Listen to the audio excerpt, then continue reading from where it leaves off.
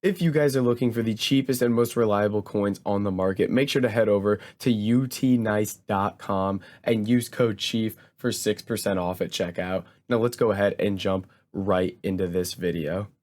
What's up guys, it's Chief here and welcome back to another video on my channel. Today we're going to be showing you one of the easiest ways to make you a ton of coins on FIFA 22. Now if you are enjoying the content or you are new around here, I ask that you do please drop a like on the video and subscribe to the channel. I really do appreciate it and it helps me out a ton. And then make sure to check out all the links in the description, like Twitch for all my daily live streams, Discord for all sorts of trading advice and investments, and all the other links down there as well. And with that said, let's go ahead and let's jump right into this video. So guys, what we're going to be looking at today is trading with position modifiers, but it's not like some things you've seen in the past. What you may have seen in the past that's still a good method is kind of sniping and bidding on position modifiers and flipping them for quick coins, which while it's kind of a good method, my method I think is a lot better. And what we're going to be looking at is flipping consumables to lazy buyers. Now, what are lazy buyers? Lazy buyers are people who essentially don't check the cheapest price of a card, and then they don't set a price parameter either. They'll just search here and they'll just flick through these cards and pick up whatever looks cheapest. Like they'd probably buy this one for 1,300, or you flick through until you see this one for 1,100 and you buy it. They don't exactly go pick up the cheapest card on the market. So what we're going to do, as you saw, that one for 1,100 just got purchased. So what we're going to do is basically we're going to pick these cards up and we're going to be selling them to lazy buyers and taking advantage of them, kind of spending more coins than these cards go for. So how are we going to do this? Basically, when you start out, you're going to pick any position modifier. I usually like to do this for cards that go for somewhere between like 500 and 1,500 coins. So they have some value, but they're not too expensive. And then you're going to find the price of this card, which right now for this left wing to left mid is 900 coins here.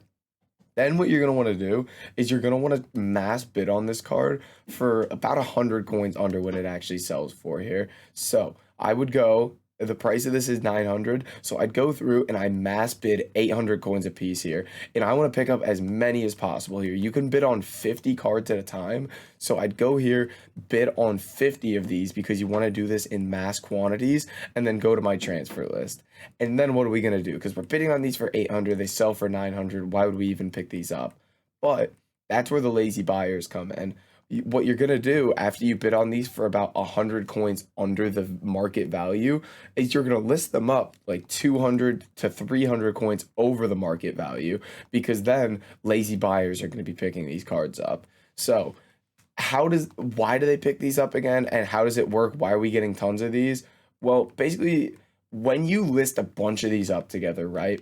When these all get listed together at the exact same price, someone's going to search here and they're going to flick through and all of these are going to be listed for 1,100 coins. Literally every single card when your cards get down to the last 30 seconds before they expire. So basically, they're just going to see all these cards for one price at 1,100 or whatever you want to list for, and they're just going to be like, all right, that's the price. I'm just going to pick one up. So the higher quantity you do this in, the better. Now, it looks like we got outbid on some of these cards.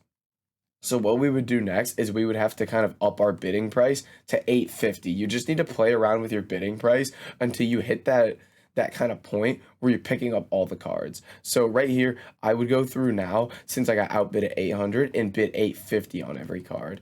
And if I'm still not picking those up, I would probably move to a different position modifier. And even at 850 here, that's not great value, and I'd like to move to another position modifier, but I want to stick with the same example. So you'll bid like 100 coins, maybe you have to do 50 coins under the market value here. And you want to pick up, if you can, you want to pick up 100 of these and just fill up your entire transfer list with these. So after you pick them all up, again, the market value here is about 900 coins. 950, there's not even a ton of them. So then what you're going to do is you're going to list these up probably either 1,100 or 1,200 coins. Now, I'd be interested to see what price these are selling at. So what you can do to see what price these are selling at to lazy buyers is search like the price that you want to look at. So I wanted to look at cards that are between 1,100 and 1,300 coins, and then add these to your transfer targets. Because when you add them to your transfer targets, you can go back over to the transfer targets and see if they actually sold or not. So that's kind of the idea with this.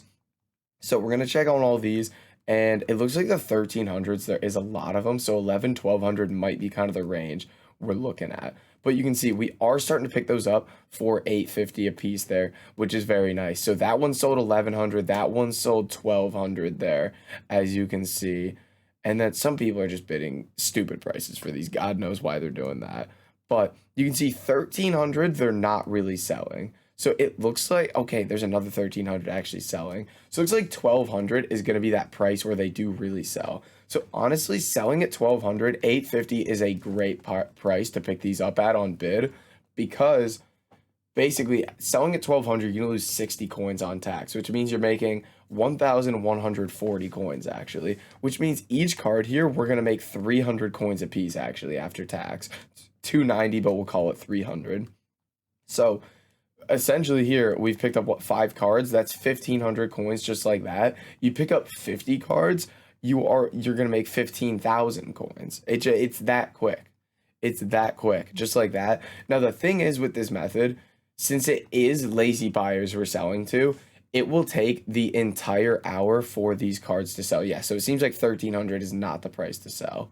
It's going to take the entire hour for these cards to sell. And what that means is, you can see there's 59 minutes and 40 seconds left on this card. They're not going to buy this for the next 59 minutes. It has to be like the last 30 seconds of the card until these start getting purchased. Because again, what those lazy buyers do is they just come in here, they'll just search, and then all the stuff that comes up is the stuff that's about to expire. So that's kind of the idea with that, is those aren't going to sell super quickly.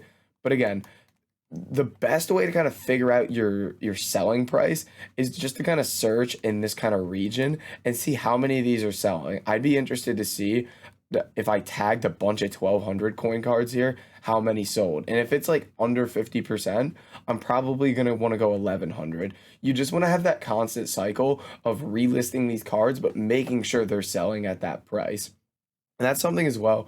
They're not always going to sell on the first listing. Not all of them, at least. If you list up 100, 30 of them might sell, 20 of them, but then you just relist again, you fill your transfer list back up, and you run it back on these cards. It is really just a continuous method of just bidding at a price you're going to win a card every time and listing a couple hundred coins higher. It's very, very simple. It really, it's hard to really mess it up. And if you are in a position where people are bidding high prices, like for this left wing to left mid, I would probably move to a different position modifier right now if I was actually doing this, because there are a lot of people bidding on it, it seems like, and I feel like I can find an easier card to bid on. And, you know, like I said, when I'm doing it, there's certain ones that'll work. Anything that's between like 500 and 1,500 coins is going to work. Things that come to mind, all these left mid, left wing, right mid, right wing, all the midfielder to winger ones are good. Striker to center forward to striker, I believe both work. Center mid to CDM, center mid to cam, I think both work. A lot of those ones, I guess, that I just mentioned are very good. If we take a look here, so let's see, 3 that didn't sell, and then there's 2 that did sell. So these are selling. It looks over 50% of the ones for 1,200 coins are selling. So I think 1,200 is a great price here. And even at 1,200 coins that they're selling, I'd be willing to bid 900 a piece. And at that rate, then I'm winning every single card is kind of what we're looking for. You want to get to the point with bidding where you're winning every single card you bid on. That's kind of the value you should be bidding at here, is where you're winning absolutely every card here. So I would go up here, I'd set my max bid price to 900, and I'd get back to work on these left wing and left mid cards, and then I'd be listing them all for 1,200 coins a piece. That's kind of the idea with it. It's just continuous cycle of something that's very, very simple, very, very easy. And again, there's just a couple points with it you just have to keep in mind that people are going to be upset about. They're not going to sell instantly. They're going to take down to the last 30 seconds every time you list them. They're not all going to sell. But the thing is, it's basically just passive income. You can list these up. You can go play your Foot Champs games. You can go play the Antonio objective. You can do whatever. And it's just basically going to be passive income. And let's say, so if I buy these 900 a piece, sell for 1,200, that's 250 coins a piece. So 4 cards is 1,000 coins, which means every full transfer list of these I sell every 100, that's 25,000 coins from literally doing absolutely nothing here. Literally doing nothing, just bidding on these cards and listing them back up. It is as simple as that, and definitely a method you guys need to check out. And another quick point when it comes to buying here, you can see that card got bought by 1,000 coins by a lazy buyer. Something you can do to kind of avoid that and make it quicker in terms of your bidding is set a minimum buy now to like 1,500 or something like that. So then you don't really get cards that are going to get bought up by lazy buyers.